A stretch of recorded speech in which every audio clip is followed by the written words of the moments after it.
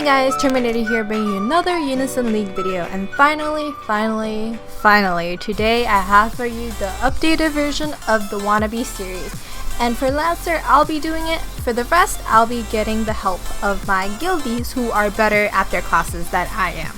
So let's get to it. Lancer class. I'll start off by showing you guys the basic setup I have right now. So I have a 7-5-5-5 setup. So with this setup, I have a tanky DPS Lancer in mind. So I can't output as much damage as Lancers who have 7 monsters, for example, but I do have more tank value, so I won't die making first contact with the archer. You know, you don't want to be a pew pew pew and then you die after one pew. So that's how I think of it, and that's why I chose this build compared to a DPS build.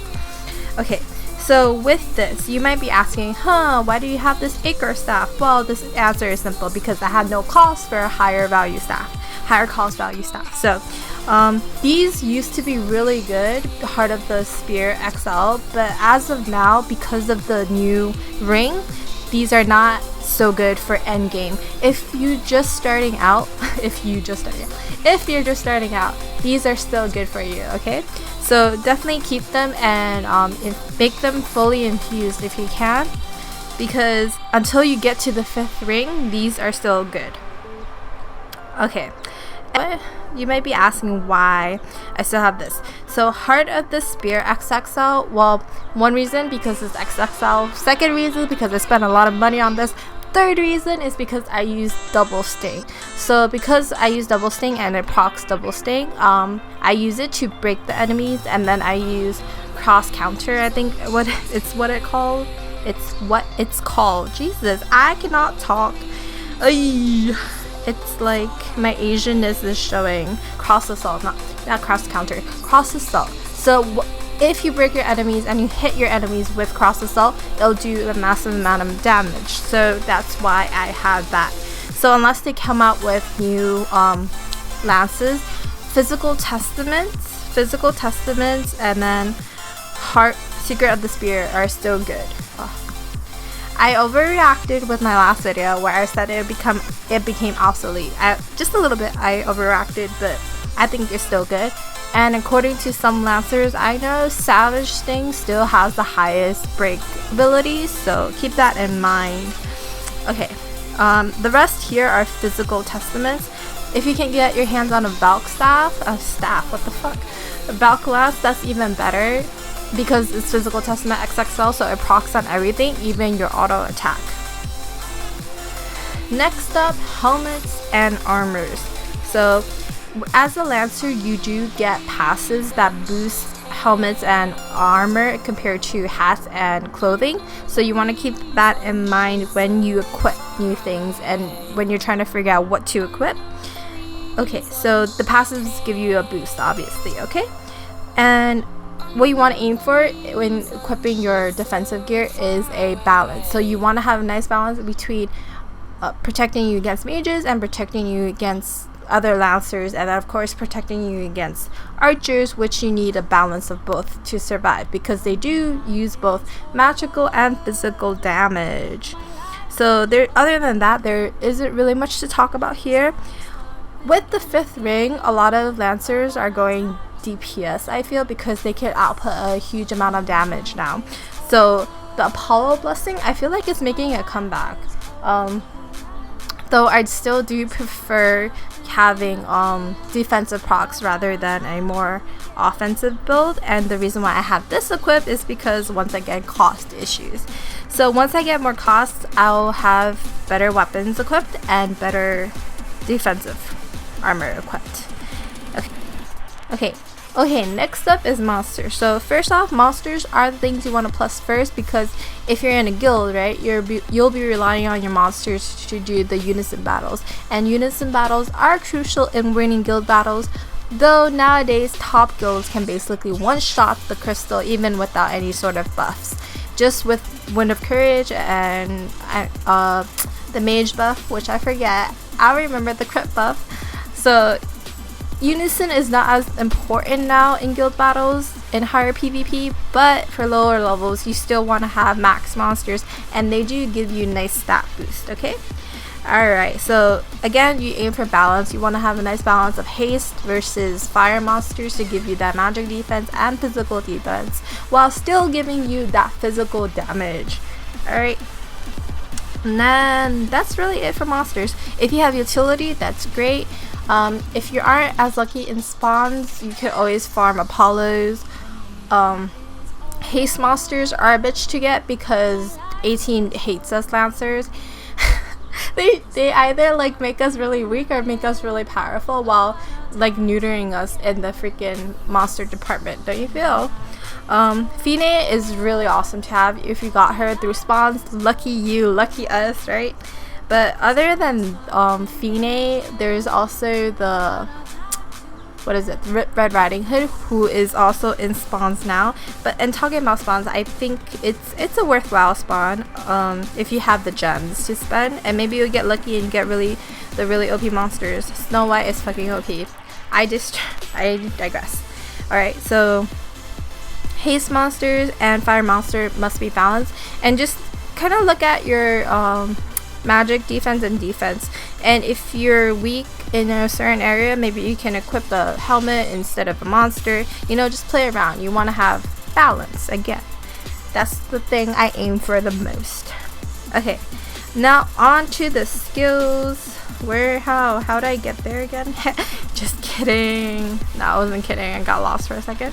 Okay, now to the skills. So 4th ring I'll go over very quickly with the updates that they did for the skills, and then I'll move on to the 5th ring. Okay, 4th ring, most notable changes is that break thrust now breaks. It makes sense now. Yeah. Okay, so it ignores any kind of damage reduction and it breaks now. Dragon Crush animation is now faster, but still not as fast as Meteor, so it's still not that viable in PvP. Though you could use it, but because of the long ass cooldown and the cost, there are other better skills which are all here, right? Alright. Okay. And Demoralize, I think that paralyzes, okay? I don't think this was like that before. I could be wrong. Now 5th ring, the ring that is our saving grace as Lancers. Okay, so Severe Sting, super OP, has super high ability power, low cooldown, somewhat low cost, and it can break. So and it deals more damage when the enemy is broken. So this is really good. And if you got the new ability weapon, though it only procs Severe Sting, it still is very OP. I can imagine sooner or later 18 is gonna come out with like a, what is it called? The Severe Sting XXL, just making that up, but I feel like that will be a thing in the future. So I would save for this and not do the current one, which does give you a Severe Sting proc, but that is still just that one proc, right? And it's just XL, so I would save. Do not do the current weapon spawn with the new weapons.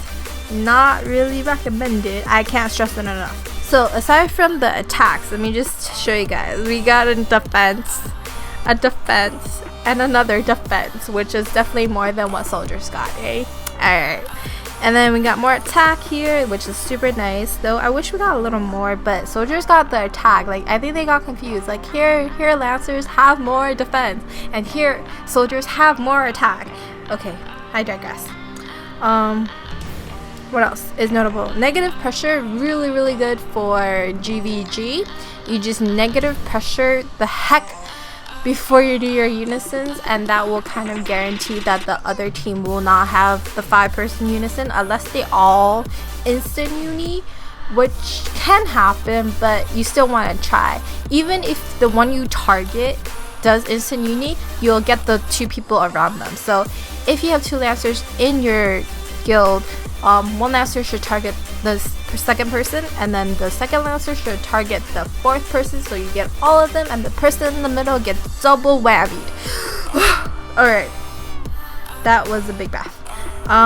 This Agony reduces defense and magic defense of all enemies. So I think this is interesting, but we haven't really played with this, so I don't know how feasible it is in guild battles.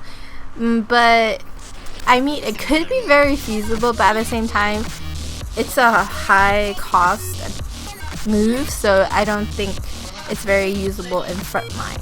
You just want to nuke them down. Like nowadays, it doesn't really matter. It's not about sustain anymore. It's about nuking them down and preventing Unison and then one-shotting the crystal. Take my word for it. Cross assault. So this, I use cross assault and double sting for my guild set, and it's quite cost heavy, but I don't really find that being a problem for me, so that's why I kind of like it. Here is a little typo. It says combo effect when used after Savage Sting, ability power increased to 140. It is not Savage Sting, it is Severe Sting. So do take note of that. This is a typo that they haven't yet fixed, but just know it for yourself, okay? And another thing is you kind of want to do this attack after the enemy is broken, because your damage, it will increase by a lot. It will be increased by 50, so that's 180. So 180 times 2 is 360. Like, oh my god, right guys? I can do math. So yeah, use this ability after the enemy is broken. If you have a Leather Lancer on your team who also has cross assault, you kind of want to time your moves correctly. So like the first person can do like a sting, a severe sting, or a double sting, and then ideally the enemy will be broken, and then you just cross assault that motherfucker, and that is a dead person right there. Unless he's a tanky soldier who procs, then rest in peace, man. Rest in peace, my friends. Alright.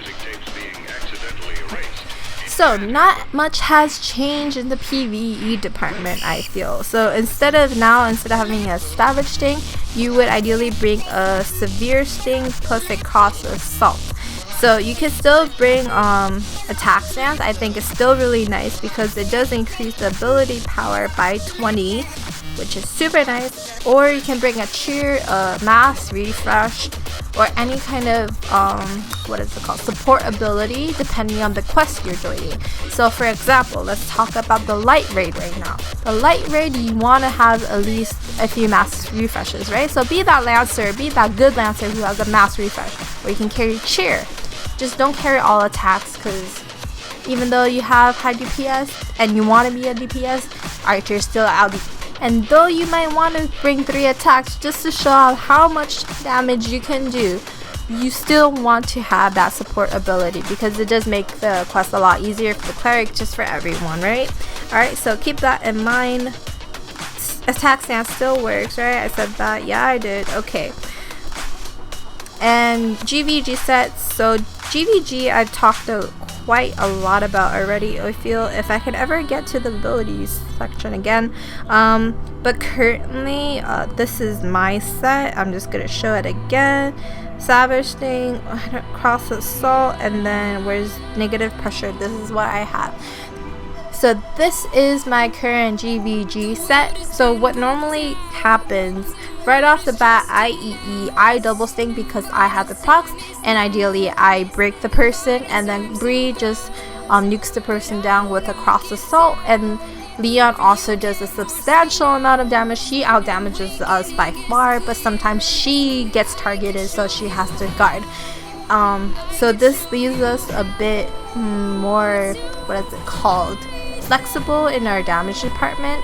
So usually Bree and I can kill, if not after Leon guards, or if she doesn't guard, it's like an instant 2 or 3 kills.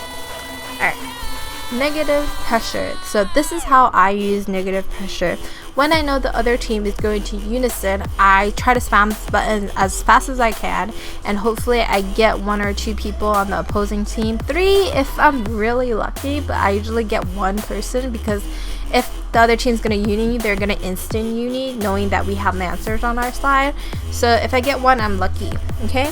And usually that works out. And if you're stalling, like if you killed 4 people already and your team is just waiting for your archers to get enough cost, just negative pressure the fuck out of everyone on the other side, and they won't get uni, you know? They won't debuff you or whatnot. So this is my current Gvg set. What also works is like cross assault plus not death pierce, severe sting. This also works. And if you're going against a soldier frontline and you have the 5th ring already, death pierce is also nice because it ignores the target's defense altogether. But I haven't played around with this, so I can't say how effective it is, but I can imagine it to be effective. You get me. Some other sets that might also work but I have yet to test out is using Death Pierce against soldier frontlines. So soldier frontlines, they're tanky motherfuckers, right? So you can Death Pierce them and it ignores their defense, making like their 150k defense totally negligible. But then again, with all the freaking breaks out there, if you just break the soldier, it kind of has the same effect. And you break and then you cross assault them and it has the same effects. So that's why I opt for the like using severe sting and cross assault, or double sting and a cross assault. So it's up to you guys. You guys play around. This is what I like the best out of my current testing. So you guys test it out and tell me which set you like the most, or if you have a totally new set, I'm all ears. Alright, and I think that's it for the Wannabe Lancer 2.0. Stay tuned for the archer / mage / cleric / soldier. Alright, bye!